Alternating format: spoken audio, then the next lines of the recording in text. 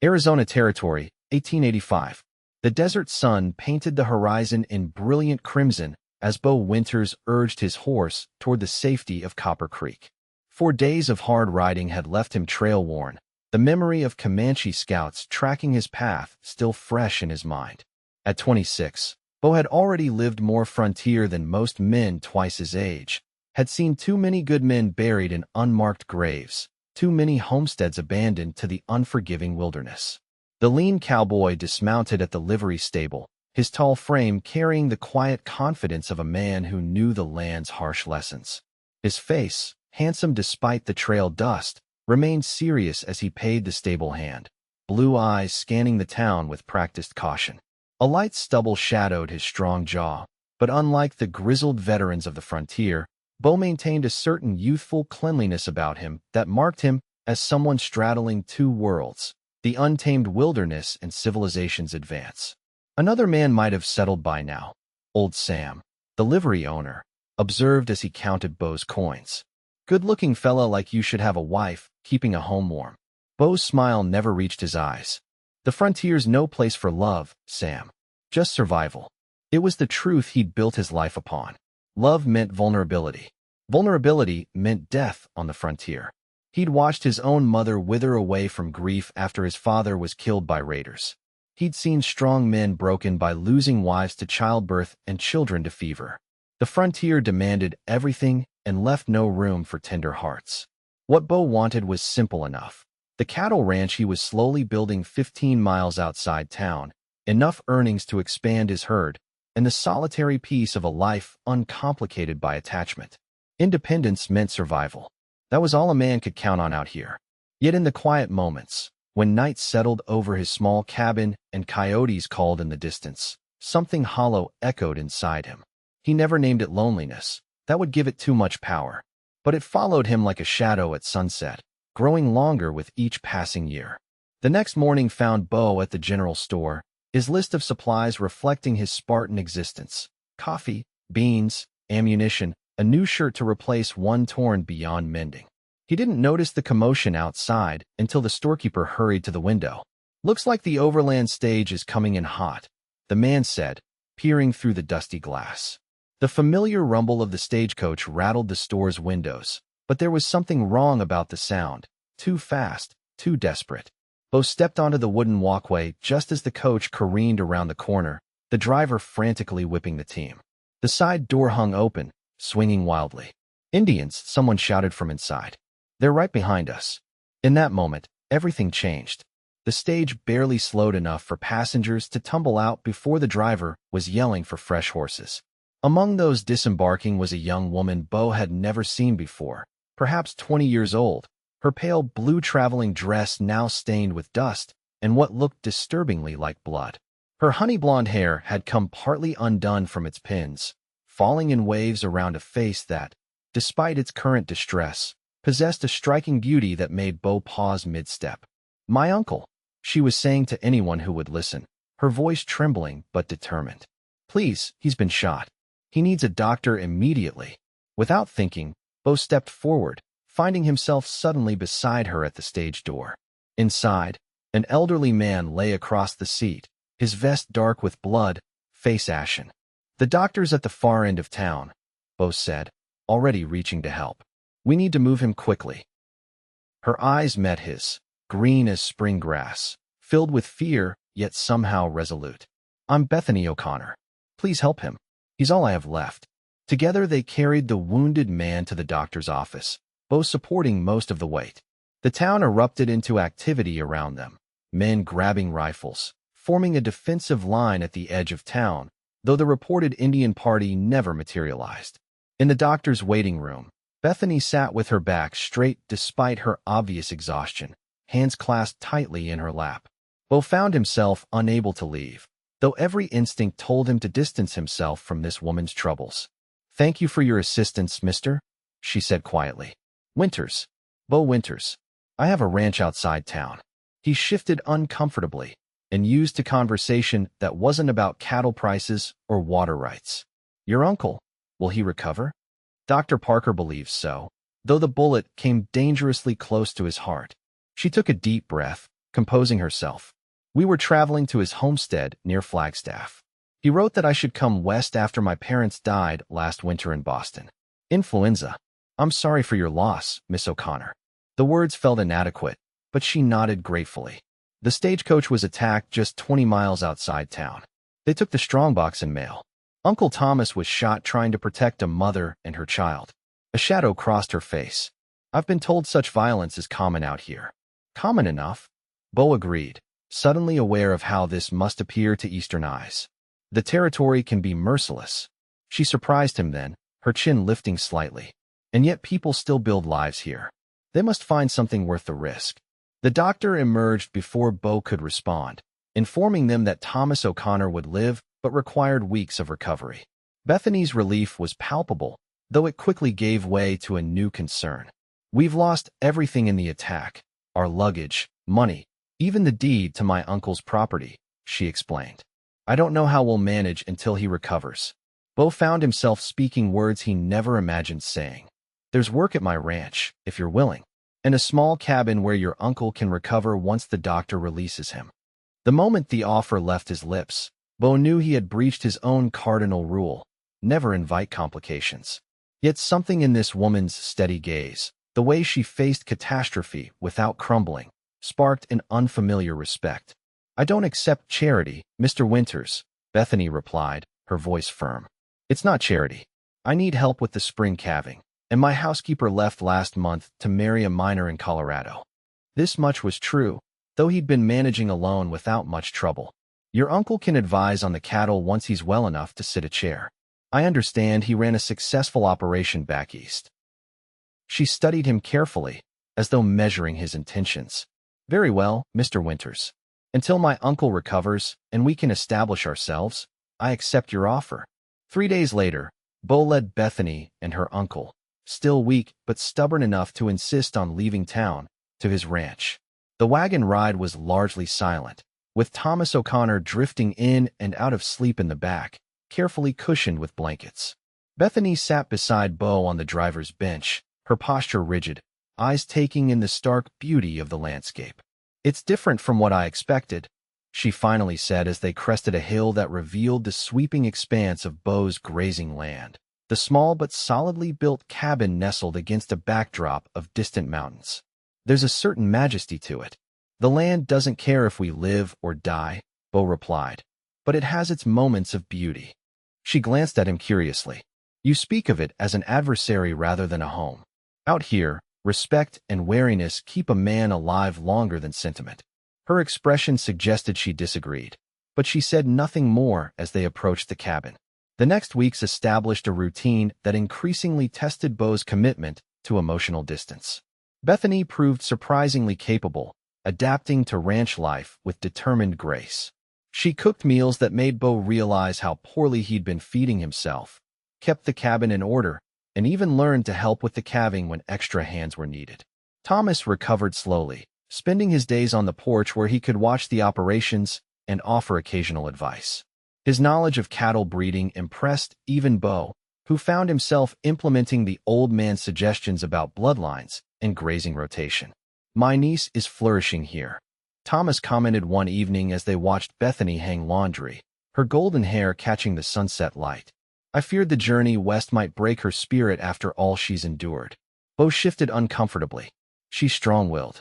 She's also alone in the world save for me, and I'm not getting any younger. Thomas fixed Beau with a pointed look.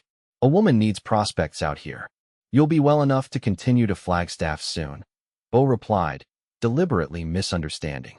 That night, as spring rain drummed against the cabin roof, Beau found Bethany still awake, reading by lamplight at the kitchen table. Without her usual practicality to occupy her hands, she looked younger, more vulnerable. You should rest, he said, pouring himself a cup of coffee. Tomorrow's cattle drive to the north pasture will start early. She marked her page carefully. I've been thinking about what happens when Uncle Thomas is fully recovered. We still have no proof of his land claim without the deed. We may need to stay longer than anticipated. The thought stirred conflicting feelings in Beau. You're welcome to remain until your situation is resolved. That's generous, but... She hesitated. I don't want to be a burden. You're not. The words came out more forcefully than he intended. Your help has been valuable. Her smile was genuine, warming something long cold inside him. I've come to appreciate this place. Despite its harshness, there's an honesty to life here. A crack of thunder shook the cabin, making her start slightly. Without thinking, Beau moved closer, as though to shield her from a threat neither of them could name. When I first arrived, I thought this land was trying to kill us, she continued softly. Now I see it simply demands respect and courage. Not so different from where I came from, just more immediate in its judgments. Most folks don't adapt so readily. I've had practice with loss, Mr. Winters. One either learns to rebuild or surrenders entirely. Her eyes met his with unexpected directness. You've lost someone too. I recognize the signs. Beau stiffened and used to being read so accurately. Everyone loses people out here. Yet you've chosen complete isolation as your protection. Her observation carried no judgment, only quiet understanding. I wonder if that's really survival at all. Before Beau could respond, the front door burst open. One of his ranch hands stood dripping in the doorway, panic etched on his young face. Boss, the creek's flooding, cutting off the south herd. They're trapped against the canyon wall. The night dissolved into desperate action. Beau and his men rode into driving rain, fighting to move nearly 50 head of cattle to higher ground before the rising waters claimed them. To his astonishment, Bethany appeared on horseback beside them, having convinced one of the hands to let her follow. She rode with surprising competence, her rain-soaked dress plastered to her skin as she helped guide the frightened animals away from danger. Hours later, soaked and exhausted but with the herd secured, they returned to the cabin. Thomas had prepared hot coffee and food, his face tight with concern until he saw his niece safely returned. You could have been killed, Beau told her sharply as they stood dripping by the fire. The creek bed turns into a death trap during flash floods. As could you, she replied calmly, wringing water from her hair. Yet you went. The cattle needed saving. It's different. This is my livelihood. And now it's my home too, at least for now. The simple statement silenced him. We protect what matters, Mr. Winters. You taught me that. That night marked a shift. As spring blossomed into early summer, Beau found himself increasingly drawn into the small family unit forming under his roof. Meals became occasions for conversation rather than merely refueling. Thomas told stories of his younger days driving cattle in Missouri. Bethany spoke of Boston and her dreams of someday opening a school for ranch children who had no access to education. Beau shared little at first, but gradually found himself recounting tales of his own. The Comanche raid that claimed his parents when he was 14, his years working cattle drives to save money for his own spread, the satisfaction of watching his first calf born on land that bore his name. You've built something remarkable here, Bethany told him one evening as they sat on the porch, watching the sunset paint the distant mountains. Her hair was loosely braided, catching the dying light. At 20, her face held a maturity beyond her years, yet retained a hopefulness Beau had long ago discarded. It's just a small operation compared to others, he demurred. I don't mean just the ranch. You've created a place of safety in a dangerous world. Her hand briefly touched his arm. That's no small achievement. The gesture, simple as it was, sent warmth spreading through him that had nothing to do with the evening temperature. Beau found himself noticing things about Bethany he'd been deliberately ignoring. The graceful way she moved, her quiet strength when facing difficulties, how her rare laughter transformed her serious face into something that made his chest tighten. Every instinct warned him against these feelings. Attachment meant vulnerability. Vulnerability meant inevitable pain when the harsh reality of frontier life took its toll. Yet he couldn't stop the gradual crumbling of walls he'd spent years constructing. The territorial marshal's arrival in early July shattered their fragile peace. Beau spotted the dust of approaching riders while checking fence lines and returned to find two lawmen speaking with Thomas and Bethany outside the cabin. Mr. Winters, the marshal greeted him with a nod. We've been tracking a gang that robbed the overland stage some months back, killed the guard, and wounded a passenger. My uncle, Bethany supplied, her expression tense. Yes, ma'am. We've captured 3 of them, but their leader, a man named James Harker, remains at large. The marshal handed Beau a wanted poster. He's been spotted in the area. Dangerous man, served with Quantrill during the war before turning outlaw. Beau studied the crude drawing of a hard-faced man with a distinctive scar across his chin. I'll keep watch. There's more, the second lawman added. We recovered some of the stolen items. He produced a leather document case. This has your name on it, Mr. O'Connor. Land deed and such. Thomas accepted it gratefully. This means we can finally claim our property near Flagstaff. The words hit Beau with unexpected force. Of course they would leave, had always been planning to leave. Their presence in his life was temporary, as he'd reminded himself countless times. Yet watching Bethany's face light up with relief, he realized how deeply he'd come to depend on her presence, how the cabin would echo with emptiness once she was gone. The very attachment he'd feared had happened despite his caution. That evening, Thomas announced they would depart at week's end, now that they had legal proof of their claim and his health had improved. Bethany said little during dinner, her eyes frequently finding Beau's across the table before quickly looking away. Later, he found her sitting alone by the corral, watching the horses in the moonlight. You must be relieved to finally claim your own place, Beau said, remaining at a careful distance. Yes, of course. Her voice lacked conviction. Uncle Thomas has dreamed of this homestead for years. It's good land around Flagstaff. Plenty of water, decent grazing. She turned to face him fully. Is that all you have to say? Commentary on the quality of the land. The directness of her question caught him off guard. What would you have me say, Miss O'Connor? Perhaps that these months have meant something. That you felt what I felt between us. Her voice trembled slightly, but her gaze remained steady. Unless I've imagined it all. You haven't imagined it, Beau admitted, the words feeling torn from somewhere deep inside him. But that doesn't change reality. The frontier isn't kind to what? To feelings? To connection? She stood, suddenly passionate. You speak as though caring for someone is a weakness, not a strength. As though being alone somehow protects you. I've seen what happens, so have I. Her eyes flashed. I watched both my parents die within days of each other. I felt utterly alone in the world. But I refused to believe that meant I should never care for anyone again. Beau struggled to maintain the beliefs that had guided him for so long. Out here, attachment is a luxury few can afford. It's not a luxury. It's what makes any of this worthwhile. She gestured to the land surrounding them. What are you protecting with your isolation, Beau? A ranch? Cattle? What good is any of it without someone to share it with?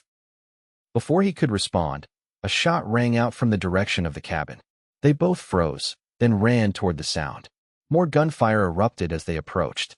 Thomas stood in the doorway, an old revolver in his hand. Get down, he shouted as Beau and Bethany approached. Riders coming fast, 5, maybe 6. Beau pushed Bethany behind him as bullets splintered would near their heads. His ranch hands emerged from the bunkhouse, returning fire as they took cover. Get inside, Beau ordered Bethany, drawing his own revolver. Stay away from the windows. I won't hide while you're in danger, she protested. A voice called from the darkness. Send out Thomas O'Connor and the girl. We know they can identify us. Harker, Thomas whispered, his face grim. The stage robber. He must have learned we survived. The night dissolved into a desperate siege. Beau and his men exchanged fire with the outlaws who had surrounded the cabin, while Thomas and Bethany loaded spare weapons. The outlaws' initial rush was repelled, but they settled in for a war of attrition, occasionally firing to keep everyone pinned down. They'll wait for dawn, then try to burn us out, Beau said grimly as he checked their ammunition. Bethany knelt beside him, passing bullets with steady hands. We need help. Nearest town is hours away. Beau met her eyes. There's a back way out through the root cellar. If someone could slip out, ride for the marshal. I'll go, one of the younger hands volunteered. Too risky, Thomas argued. They'll have men watching all approaches. I can do it, Bethany said quietly. I know the path to town now. They're looking for men trying to escape, not a woman. Absolutely not. Both men responded simultaneously. I'm the least likely to be spotted, and I ride well enough. Her determined expression brooked no argument. We need help, and I can bring it. The debate raged in whispers until a flaming arrow arced toward the barn, setting the roof ablaze earlier than anticipated. They're making their move now, Beau realized with dread. We don't have until dawn. In the chaos that followed, men rushing to prevent the fire from spreading, renewed gunfire from the darkness. Bethany disappeared. Beau only realized she was gone when he returned to reload and found Thomas alone, his expression a mixture of fear and pride. She went for help, the old man said simply. God help her if they catch her. The night stretched endlessly. The fire was contained, but not before consuming half the barn. 2 of Beau's hands sustained wounds, though none fatal. As dawn approached, the outlaws grew bolder, moving closer, shouting threats. Your woman's dead in the dirt, Harker called. Found her trying to run. Shame to waste something so pretty.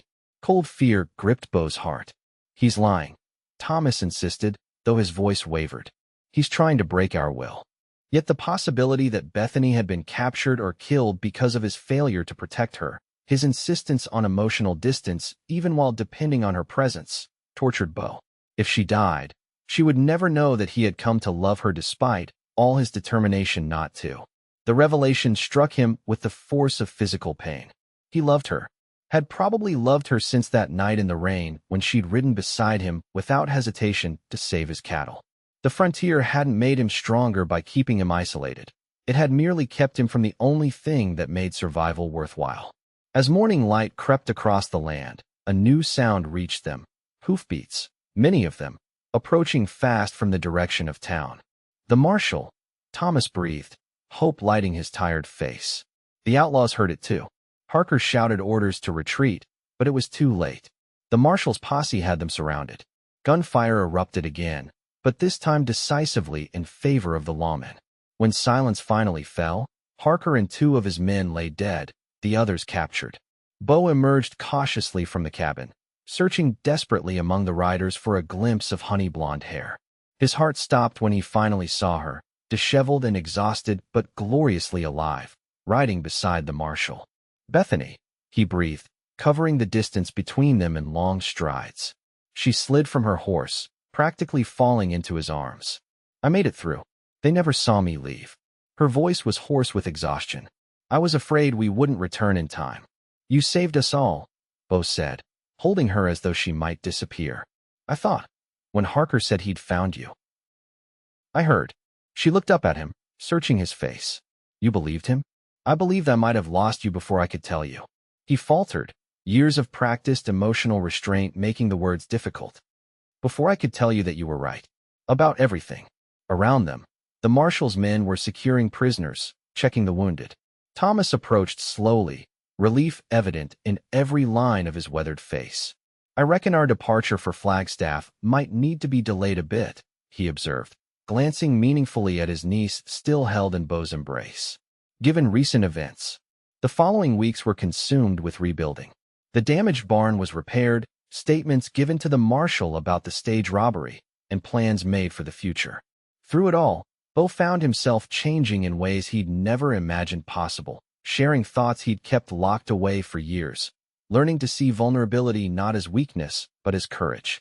I've been thinking, he said one evening as he and Bethany walked along the creek that had nearly flooded months before, now a gentle stream in the summer heat.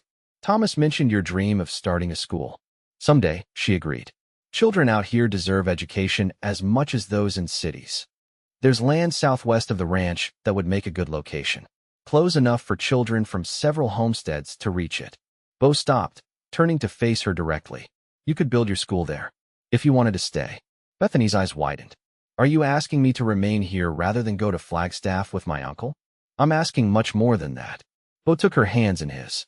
I'm asking you to believe that what you said was true. That connection isn't weakness, that sharing this life is what makes it worthwhile. And my uncle? The offer extends to him, of course. His knowledge of cattle is too valuable to lose. Beau managed a small smile. But that's not why I'm asking you to stay. Then why are you? She pressed, though her eyes suggested she already knew. Because I love you. The words, so long resisted, came easily now. Because the thought of this place without you in it is unbearable. Her smile was like sunrise after the longest night. I was hoping you'd realize that before we left. I was a slow study, he admitted. But I'm a quick learner once the lesson takes hold. Late summer brought a small wedding at the ranch, with the marshal serving as best man and Thomas proudly giving away his niece. Bethany wore a simple white dress ordered from San Francisco, with wildflowers in her honey-blonde hair. Neighbors from miles around attended, bringing food and well wishes for the couple many had doubted would ever form. As sunset painted the sky in shades of gold and crimson, Beau led Bethany away from the celebration to the highest point on his property, where the mountains stretched endlessly before them. From his pocket, he withdrew a simple gold band that had belonged to his mother, preserved through all the years of his solitary existence. He placed it gently in Bethany's palm, closing her fingers around it. "I've waited my whole life for you," Beau said softly, "not knowing it was you I was waiting for, fighting against the very thing I needed most." "And now?" she asked, her green eyes reflecting the sunset light. "Now I understand what makes this harsh land bearable, what transforms mere survival into truly living." He slipped the ring onto her finger. "It isn't safety or isolation. It's having someone to face the frontier with, someone whose courage matches your own." Bethany's smile held all the promise of their shared future, the school she would build, the children they might have, the life they would create together in this beautiful, dangerous place. "The frontier isn't so frightening when you're not facing it alone," she said, rising on tiptoe to kiss him as the first stars appeared in the darkening sky, no longer distant and cold, but witnesses to a love that had finally found its home.